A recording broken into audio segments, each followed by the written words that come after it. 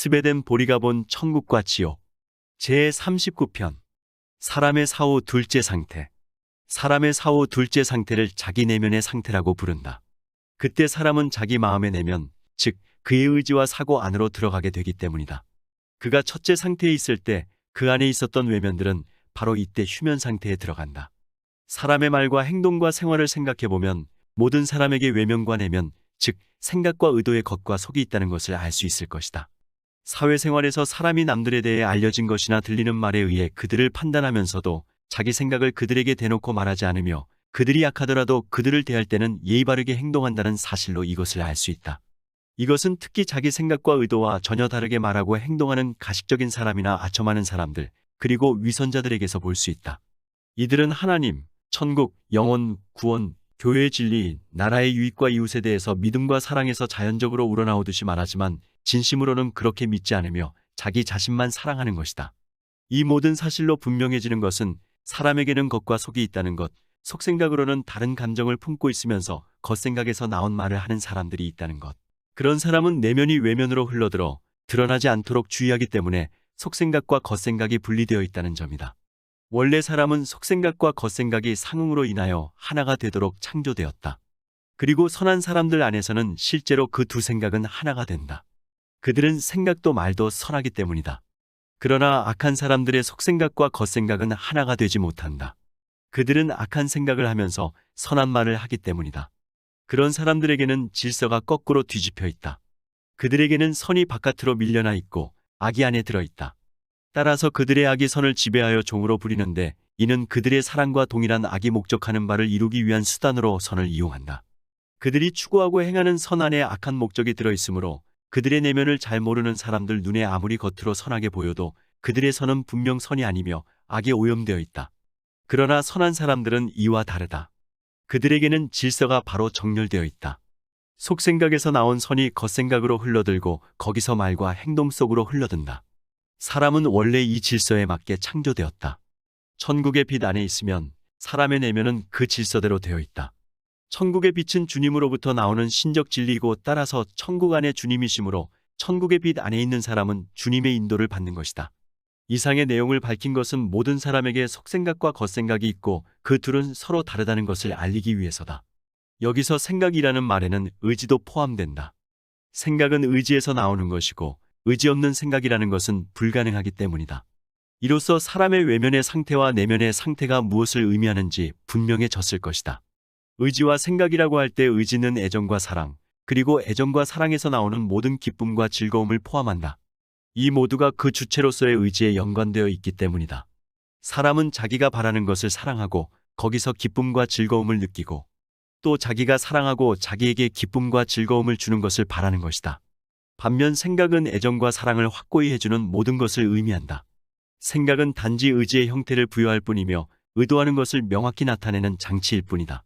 의지의 형태는 이성의 다양한 분석 능력을 통해 나타난다. 이성의 분석 능력은 영계의 근원을 둔 것이고 사람의 영에 속한 고유 능력이다. 우리가 이해해야 할 것은 사람은 전적으로 그의 내면과 같고 내면을 떠난 외면과는 다르다는 것이다. 사람의 내면은 그의 영에 속해 있고 영의 생활이 그 사람의 생활이며 몸은 영으로 말미암아 살기 때문이다. 그렇기 때문에 사람의 내면은 그대로 영원히 남는 것이다. 몸에 속한 외면들은 사후에 분리되고 영에 덧붙여 있던 외적 요소들은 잠들며 단지 내면의 발판으로만 쓰이는 것이다. 이로써 무엇이 그 사람의 속성이며 속성이 아닌지 분명히 알 수 있다. 말하자면 악한 사람에게 있어서 그의 말에 출처인 외적 생각, 또 행동에 출처인 외적 애정은 그의 것이 아니고 그의 내적 사고와 의지에서 나온 것만 진정한 그의 것이다. 사후 첫째 상태를 거치고 나면 영인은 그의 내면의 상태로 들어가게 된다. 이것은 그의 내적 의지와 내적 생각의 상태이며 세상에서 그가 아무 구속 없이 자유롭게 생각했던 때와 같은 상태이다. 그는 자기도 모르게 점차 이 상태로 진입한다. 이것은 마치 그가 세상에 살 때 말에 가장 근접한 생각, 즉 그가 말할 때 사용하는 생각의 틀에서 떠나 그의 속생각으로 점점 빨려 들어가 그 속에 잠겨 있을 때와 비슷하다. 그러므로 이 내적 상태에서는 영인은 그 자신으로 있고 생명 자체로 있는 것이다. 자기 자신의 애정에서 나오는 생각을 자유롭게 하는 것이 바로 사람의 생명 자체이며 그 사람 자신이기 때문이다. 이 상태에서 영은 그의 의지 자체로 생각한다. 따라서 그의 애정 자체, 사랑 자체로 생각하는 것이다. 그때에는 생각과 의지가 하나가 되는데 그 하나됨이 완전하여 생각은 거의 하지 않고 의도하기만 하는 것처럼 보일 정도다. 그 영이 말을 할 때도 이것은 마찬가지다. 한 가지 다른 점은 말할 때 자기 의중이 적나라하게 드러날까봐 일종의 두려움을 갖는다는 것이다. 영이 그의 내면의 상태에 들어오면 그가 세상에 살 때 어떤 사람이었는지가 명확히 드러난다. 그때 그는 자기 본성대로 행동하기 때문이다. 세상에서 내적으로 건실했던 사람은 합리적이고 지혜롭게 행동하고 이제 매여있던 육신에서 풀려났고 구름처럼 그를 가로막고 흐리게 했던 지상의 물질로부터 자유로워졌기 때문에 세상에 있을 때보다 더 지혜롭게 행동한다. 그러나 세상에서 악했던 사람들은 어리석고 광적인 행동을 하고 아무런 구속 없이 자유로워졌기 때문에 세상에서보다 더 비정상적으로 행동한다. 그가 세상에서는 겉으로 보기에 정신이 온전했던 것은 그의 외면을 이용해 합리적인 사람으로 위장했기 때문이다. 그러나 그 외면이 거치고 난 후에는 그의 정신 이상이 바로 드러나는 것이다. 겉으로 선한 사람과 비슷하게 꾸민 악한 사람은 속에 온갖 오물이 들어있는데 겉은 광택과 윤기가 흐르는 뚜껑 덮인 그릇에 비유할 수 있다. 주께서도 그렇게 말씀하셨다. 회칠한 무덤 같으니 겉으로는 아름답게 보이나 그 안에는 죽은 사람의 뼈와 모든 더러운 것이 가득하도다. 마태복음 23장 27절. 세상에서 선한 삶을 살았고 양심적으로 행동한 모든 사람, 예를 들어 신성을 인정하고 신적 진리를 사랑했으며 특히 그 진리를 삶에 적용한 사람은 그들의 내면의 상태로 들어가면 잠에서 완전히 깨어난 것 같고 어두운 데서 빛 속으로 들어가 세상에서 사회생활을 하면서 그것이 의지의 일부가 되어버렸기 때문이다. 모든 사람은 사후에 예외 없이 이 상태에 들어가게 된다. 이것이 그 영 자신의 상태이기 때문이다. 이전 상태는 남들 앞에서의 상태인데 그것은 그 자신의 상태가 아닌 것이다. 사람의 사후 첫째 상태인 외적 상태는 그 자신의 상태가 아닌 것은 여러 가지 경우로 알 수 있다. 예를 들면 영들의 언어는 애정에서 나오기 때문에 단지 생각뿐 아니라 말도 그들의 애정에서 나온다는 점이다. 이 세상에서도 사람이 속으로 생각하고 있을 때는 이런 방법으로 생각하는데 그런 때는 단어를 사용하지 않고 생각을 영상으로 보며 또 나중에 30분이나 1시간에 걸쳐 말해야 할 것을 한순간에 보는 것이다. 외면의 상태는 사람 자신의 상태, 즉 그의 영의 상태가 아님을 보여주는 또 다른 사실이 있다. 사람이 남 앞에서는 도덕생활과 사회생활의 법칙에 맞게 말하는데 그럴 때 내적 사고는 외적 사고를 마치 사람이 사람을 다스리는 것처럼 지배하여 사회규범에서 벗어나지 않게 한다는 사실이다. 이상의 내용은 영이 들어가게 되는 내면의 상태는 영 자신의 상태라는 것이다. 그러면 그들은 천국 빛으로 내적 지혜로 생각하고 모든 것을 선으로 내적 애정으로 행동한다. 그들은 천국의 천사들과 교통하기 때문에 이전에 전혀 알지 못했던 내적 축복과 기쁨과 함께 천국이 그들의 사고와 애정 속으로 흘러 들어온다.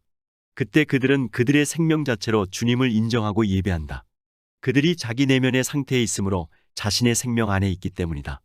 또 자유는 내적 애정에 속하기 때문에 그때 그들은 주님을 인정하고 예배한다. 이렇게 해서 그들은 외적 거룩함에서 벗어나 내적 거룩함으로 들어간다. 내적 거룩함은 진정한 예배를 이루는 본질이다. 말씀의 계명을 따라 그리스도인의 삶을 산 사람들의 상태는 이와 같다. 그러나 세상에서 악한 삶을 살았고 양심이 없었으며 따라서 신을 부정한 사람들은 이와는 정반대가 된다. 악한 삶을 사는 모든 사람은 아무리 겉 생각으로 주님을 시인한다고 여기고 그분을 부인하지 않았더라도 내적으로는 신을 부인하기 때문이다. 신을 인정하는 것과 악한 삶을 사는 것은 서로 반대되는 것이다. 그런 사람이 내세에서 둘째 상태에 들어가면 말하고 행동하는 것이 매우 어눌하다. 자신의 악한 욕망에서 그들은 온갖 종류의 가증한 것, 즉 남을 경멸함, 조롱함, 신성모독, 증오, 복수 등을 거침없이 행하기 때문이다.